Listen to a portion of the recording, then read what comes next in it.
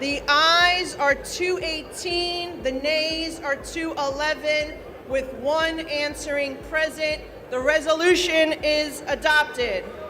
I've sat there and heard the representative actually spew anti-American rhetoric as well. I've been in that committee room where the representative equates Israel and the United States to Hamas and the Taliban. On this vote, the ayes are 218, the nays are 211, with one member answering present. The resolution is adopted. Ladies and gentlemen, can I get a hallelujah? It may have taken far too long, but we finally reach a moment where the House is taking action and demanding accountability. You just witnessed the vote.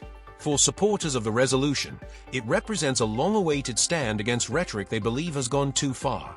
After years of political battles and heated debate, the House has now made its position clear. Welcome back to the channel. Let's break down exactly what happened, why this vote matters, and what could come next. Speaker, pursuant to Clause 2A1 of Rule 9, I rise to give notice of my intent to raise a question of the privileges of the House. The form of the resolution is as follows. House Resolution 713, censuring Representative Ilhan Omar of Minnesota and removing her from the Committee on Education and Workforce and the Committee on the Budget. Whereas Charlie Kirk was a lifelong advocate for freedom of speech, civil political discourse, and the political engagement of youth. Whereas Charlie Kirk was a man of deep faith, a husband, and a father to 2 young children. Whereas on September 10, 2025, Charlie Kirk was assassinated on the campus of Utah Valley University while exercising his First Amendment right to freedom of speech. Whereas on September 11, 2025, one day after the assassination of Charlie Kirk, Representative Ilhan Omar gave an interview on Zateo's town hall with Mehdi Hassan in which she smeared Charlie Kirk and implied he was to blame for his own murder. Whereas on September 12, 2025, 2 days after the assassination of Charlie Kirk, Representative Ilhan Omar reposted a video on X, formerly known as Twitter, which disparaged the character of Charlie Kirk and those mourning his death. Whereas the video Representative Ilhan Omar reposted on X states Charlie Kirk is dead, and before the body got cold, the far right propped his corpse up as a cudgel for their holy war. Whereas the video Representative Ilhan Omar reposted on X further states, don't be fooled. These people don't give a single shit about Charlie Kirk. They are just using his death to further their Christo-fascist agenda. Whereas the video Representative Ilhan Omar reposted on X further states Charlie Kirk was a reprehensible human being. He enacted his political agenda by preying on weak-minded people. He took complex socioeconomic issues and simplified them by pointing fingers at outgroups, demonizing those groups, and sicking his massive following on them. Whereas the video Representative Ilhan Omar reposted on X further states Charlie Kirk was a stochastic terrorist, an adamant transphobe. He denied the genocide happening in Palestine. He believed the subjugation of women, and in his last dying words, he was spewing racist dog whistles. Whereas the video Representative Ilhan Omar reposted on X further states Charlie Kirk was Dr. Frankenstein, and his monster shot him through the neck. Whereas the video Representative Ilhan Omar reposted on X further blames Charlie Kirk for his own murder. Whereas Clause 1 of Rule 13 of the Rules of the House of Representatives provides a member, delegate, resident commissioner, officer, or employee of the House shall behave at all times in a manner that shall reflect credibility on the House. Whereas Representative Ilhan Omar's actions in the wake of the assassination of Charlie Kirk are reprehensible and affect the dignity and integrity of the proceedings of the House and do not reflect the credibility on the House. Now therefore be it resolved that Representative Ilhan Omar of Minnesota be censured. Representative Ilhan Omar forthwith present herself in the well of the House of Representatives for the pronouncement of censure. Representative Ilhan Omar be censured with the public reading of this resolution by the Speaker, and Representative Ilhan Omar be and is hereby removed from the Committee on Education and Workforce and removed from the Committee on the Budget of the House. Thank you, Mr. Speaker. We've heard from my colleagues the reasons why the Representative Omar should be removed from this committee, but I feel like all the reasons have not just yet been stated, which is why I rise to add for the record.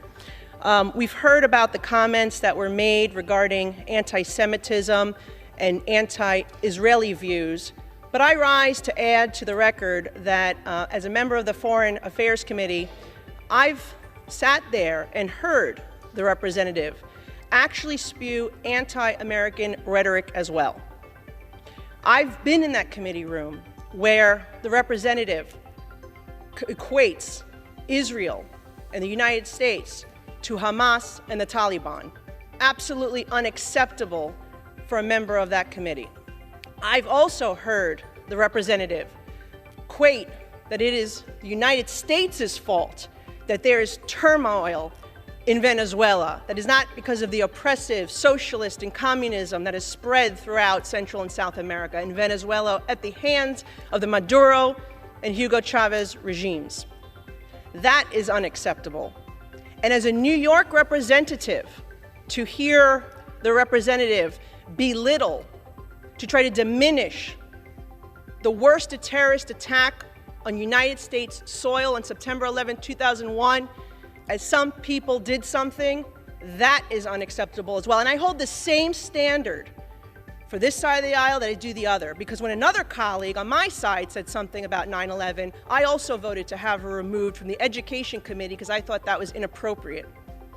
So I'm being consistent here, and I hope my colleagues will do the same to show that this is about consistency and accountability, because we should not have an individual with those views on the committee that is tasked with representing our country and our Congress to foreign nations. Today, we're looking at what many supporters would describe as one of the most dramatic confrontations in Congress in recent memory. The controversy centers on Representative Ilhan Omar and a resolution seeking to censure her and remove her from certain House committees. Critics have argued for years that Omar's rhetoric crosses a line, while her supporters maintain that she is being unfairly targeted for her political views. Today, Representatives Nancy Mace and Nicole Malliotakis made their positions clear. If you appreciate political commentary and want to follow debates like this one, make sure you subscribe so you don't miss the next video. Let's get into what happened. Mr. Speaker, I rise to give notice of my intent to raise a question of the privileges of the House. The resolution in question, House Resolution 717, called for censuring Representative Ilhan Omar and removing her from the Committee on Education and Workforce and the Committee on the Budget. Supporters of the resolution pointed to Omar's past statements and social media activity as evidence that, in their view, she had crossed the line expected of a member of Congress. The debate also referenced her response to the assassination of Charlie Kirk and the criticism that followed. For Malliotakis, the issue was about more than one statement. She argued that Omar's broader record of comments about America, Israel, terrorism, and foreign policy raised serious questions about whether she should continue serving on influential committees. Mace and other critics have also pointed to Omar's controversial remarks about the September 11th attacks, including her widely criticized "some people did something" comment. They argue that such statements diminish the seriousness of the attacks and disrespect the victims and their families. The debate quickly became much larger than a single resolution. It became another battle over the direction of the Republican and Democratic parties, free speech, political accountability, and what standards should apply to members of Congress.